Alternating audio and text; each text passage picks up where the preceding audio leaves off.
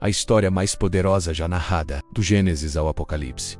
A origem, a queda e a redenção do mundo. Reinos irão cair, profecias atravessarão séculos, e um sacrifício transformará tudo.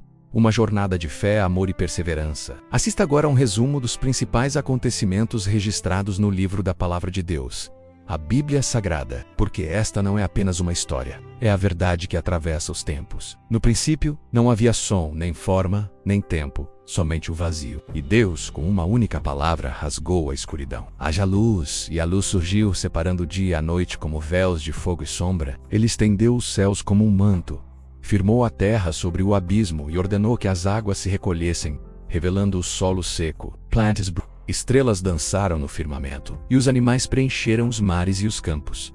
Mas ainda faltava algo. No sexto dia, Deus inclinou-se ao pó, e ali com as próprias mãos formou o homem, um corpo simples e frágil de barro, até que o sopro do Eterno o preencheu.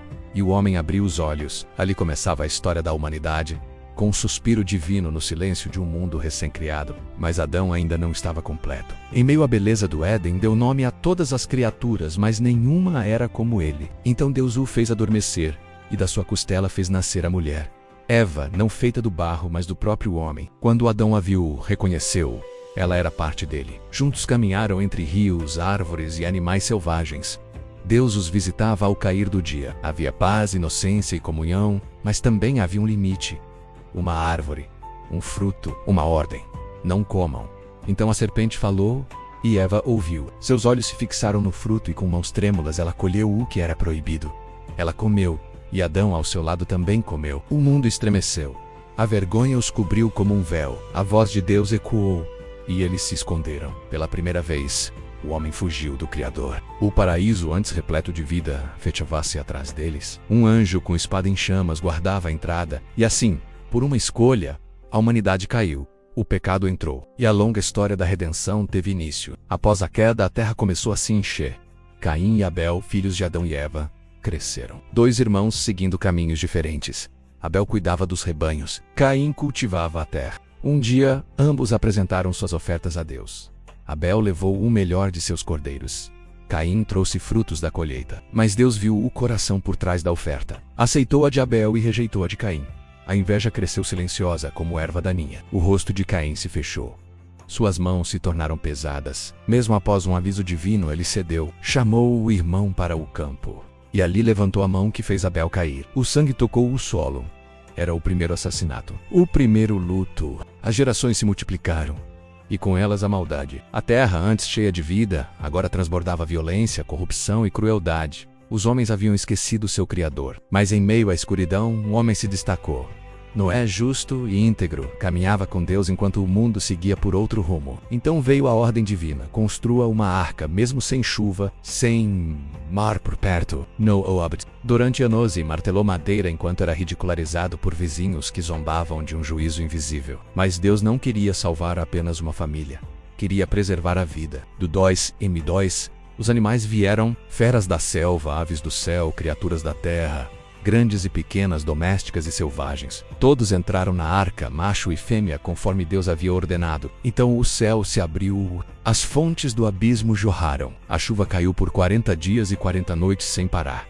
Montanhas desapareceram, cidades afundaram, gritos se perderam sob as águas. E a arca flutuou.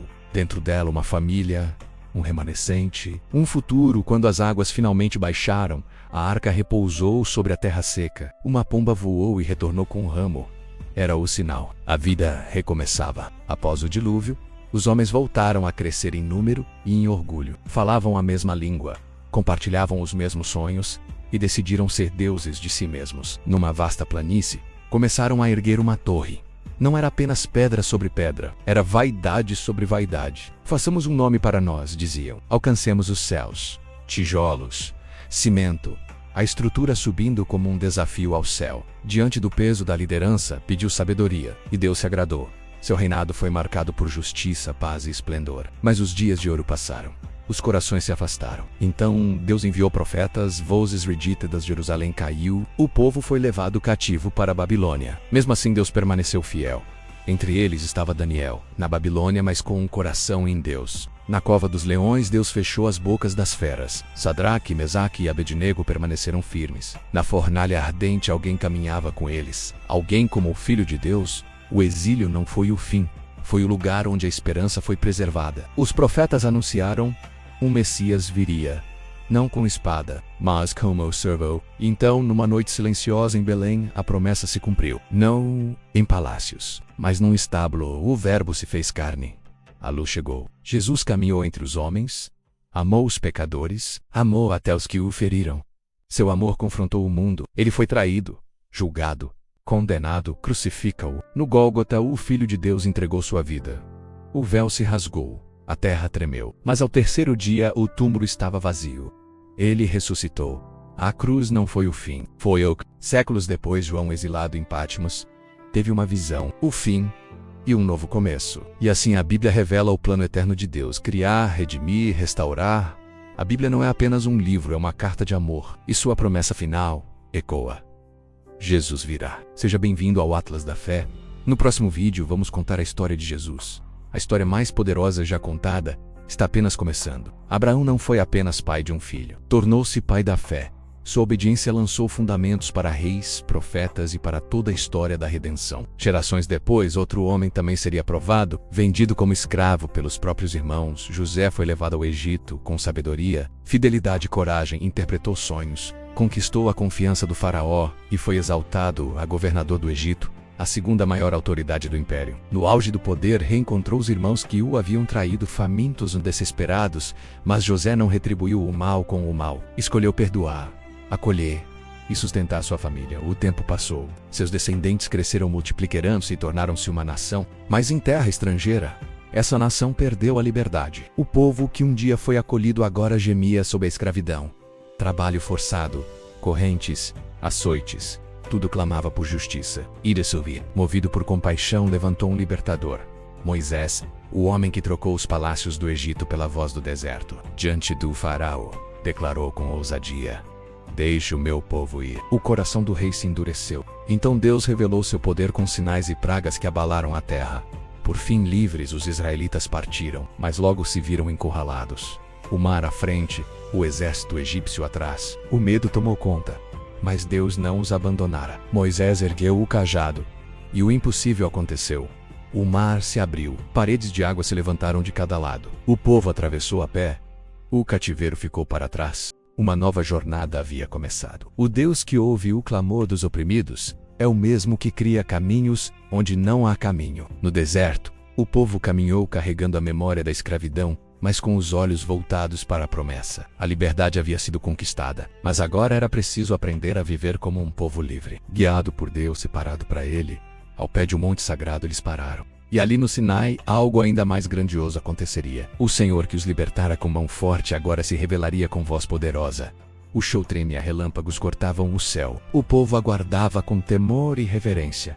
Moisés subiu ao monte, permaneceu 40 dias e 40 noites diante da glória divina. E então Deus lhe entregou as tábuas da aliança, escritas pelo próprio dedo de Deus. Os 10 mandamentos, não apenas leis, mas princípios eternos, palavras que revelavam o caráter de Deus e apontavam o caminho da vida.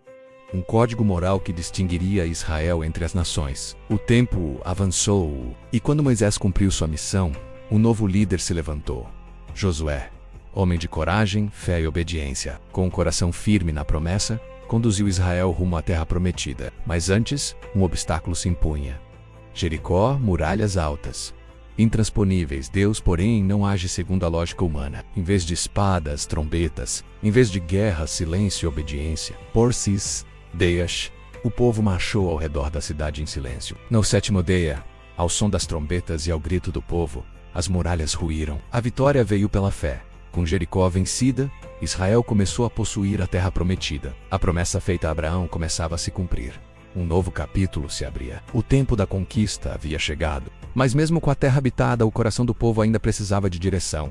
Juízes surgiram, reis se levantaram, e Deus continuou agindo por meio dos improváveis. Foi nesse cenário que surgiu um novo protagonista.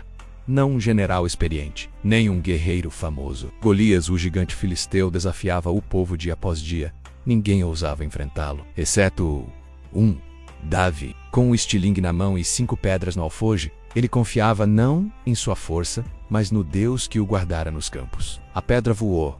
O gigante caiu. A vitória não veio do tamanho nem da experiência. Veio da fé. Davi tornou-se símbolo de que Deus escolhe os improváveis para realizar o impossível. E sua história não terminou ali. Anos depois, o pastor tornou-se rei. O trono de Israel foi fortalecido. Mas seu maior legado não foi militar. Foi espiritual. De sua linhagem veio Salomão.